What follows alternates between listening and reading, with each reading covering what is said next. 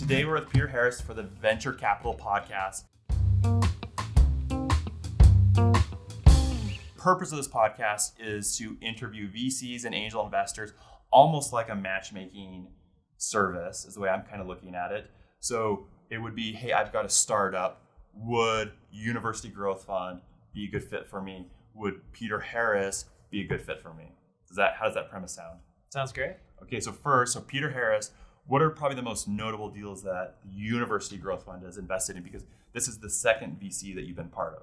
Like, I think there's two ways to note notable. So one is brands that everybody recognizes. So we're investors in Airbnb and Postmates and Pinterest and Lyft.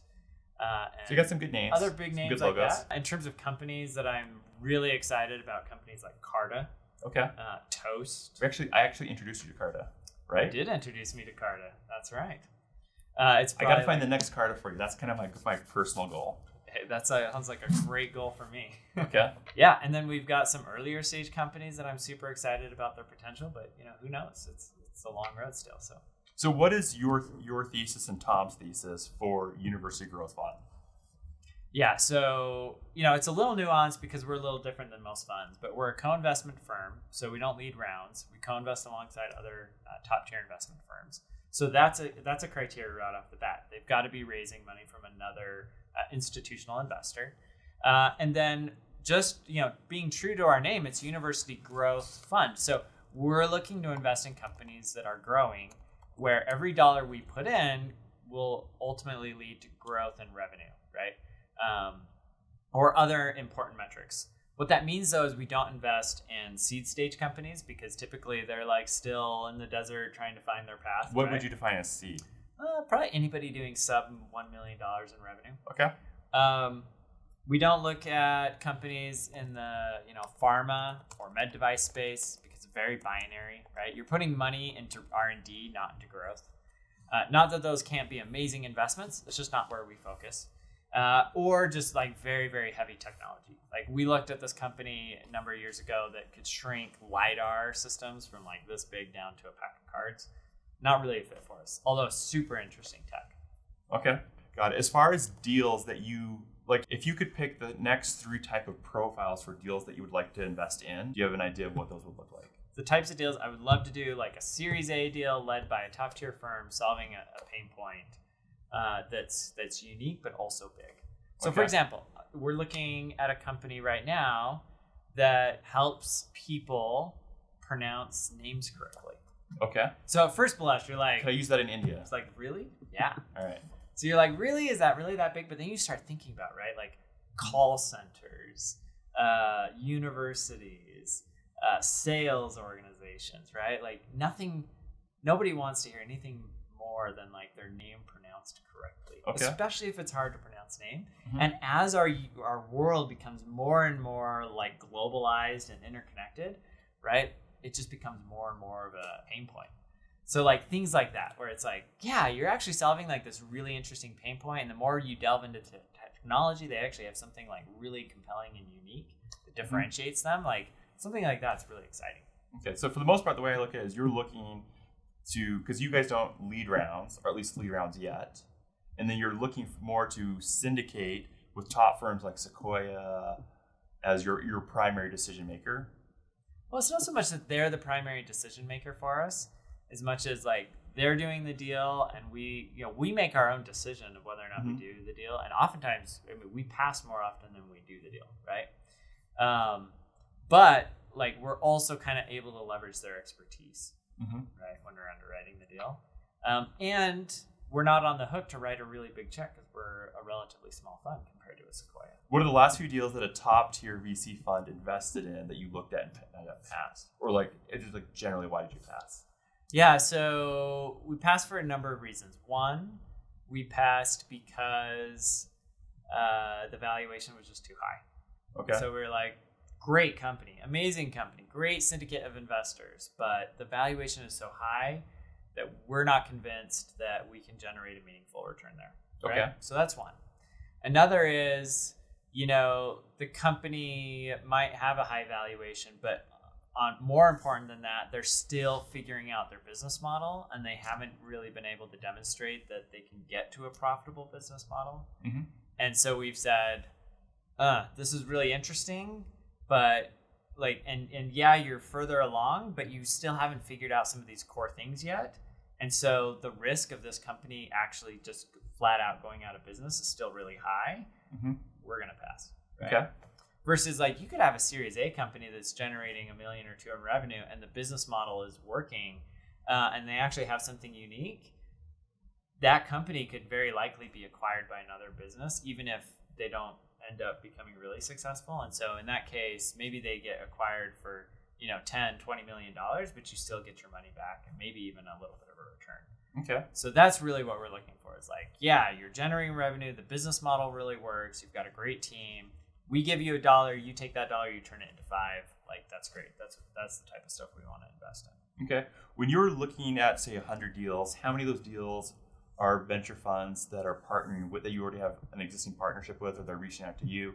And how many of them is someone's coming off the street and saying, look at this deal? Yeah, so we pretty much will never do a deal that comes just to us direct. Okay.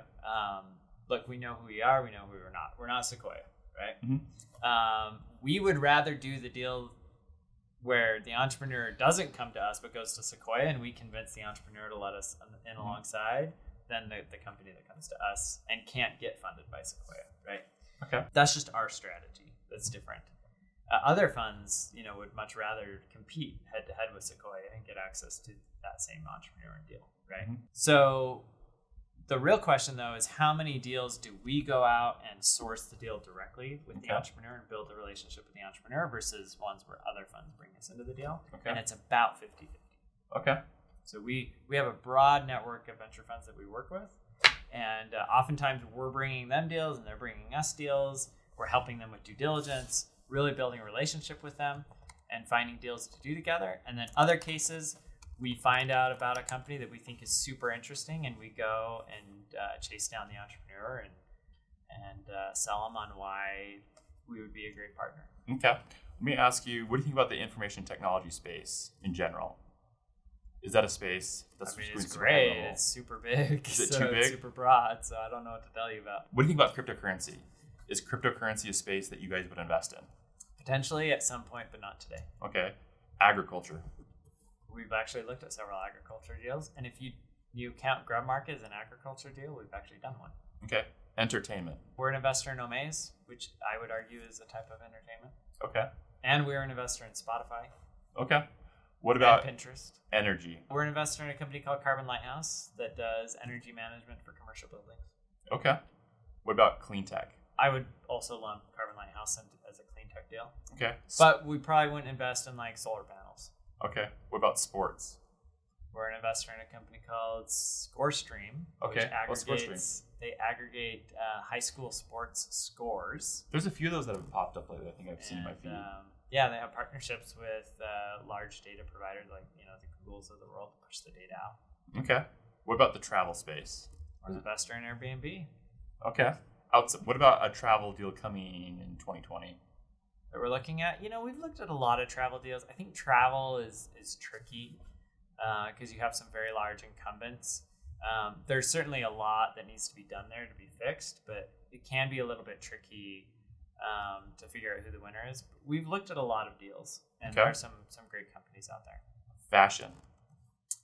I don't see you doing a fashion deal. We did Privé Revaux. What's that? Does sunglasses. Sunglasses? Okay. So the idea behind Privé Revaux, you should all go buy a pair, okay.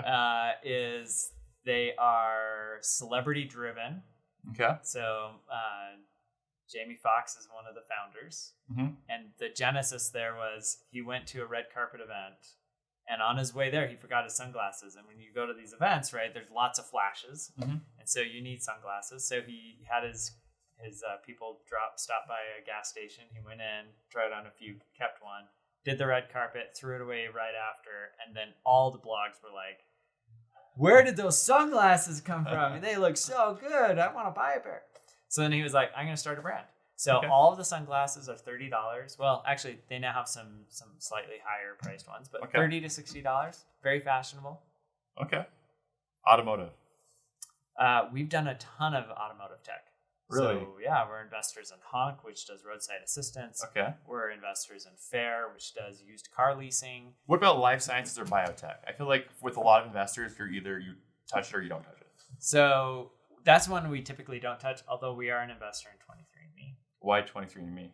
So 23andMe, the idea was at the time they were really a consumer products business, if you think about it, because they were selling these DNA tests. Mm-hmm. But what the long-term vision was, we're going to aggregate all of this DNA data, and we're going to use that to create pharmaceutical drugs. Okay. What about health and wellness? We're an investor in a company called, I guess two. So one is called, really three. So one is called Capsule. They do on-demand delivery of pharmaceuticals, drugs. We're an investor in eVisit that does telemedicine, telehealth services. And then we were an investor in a company that was acquired by Nestle called, why am I spacing the name? Persona, which does customized vitamins. So you fill out this 10-minute survey, and they tell you exactly what vitamins you need. One of the things that I'm looking for now is because I go to India a lot and it's humid there. Yeah. And I like to have my multivitamins and my hair loss medications. And it'd be nice if everything was in one bag so humidity couldn't get it. So I just open it. That's what they do. Because I go on a trip to India and after 2 months, the tablets just disintegrate. Real estate. You could probably argue an Airbnb is kind of like a real estate. But outside of that, Carbon Lighthouse is. Outside of that, real estate is usually typically more of a PE deal unless you're looking for a well, software. There could be real estate tech. Homey would be real estate tech, right? Yeah. Homey would be real estate tech. We looked at another real estate tech company that basically enabled accredited investors to pool their money together to develop properties. What about art?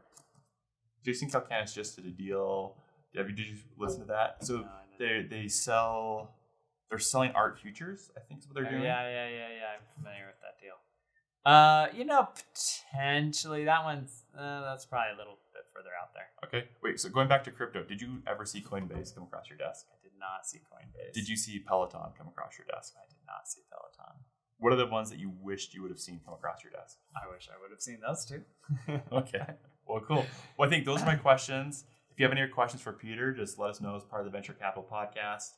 Again, we'll be interviewing venture capitalists, angel investors. I know Peter's got to run, but thanks for watching and tune in next time. Thanks for having me, John.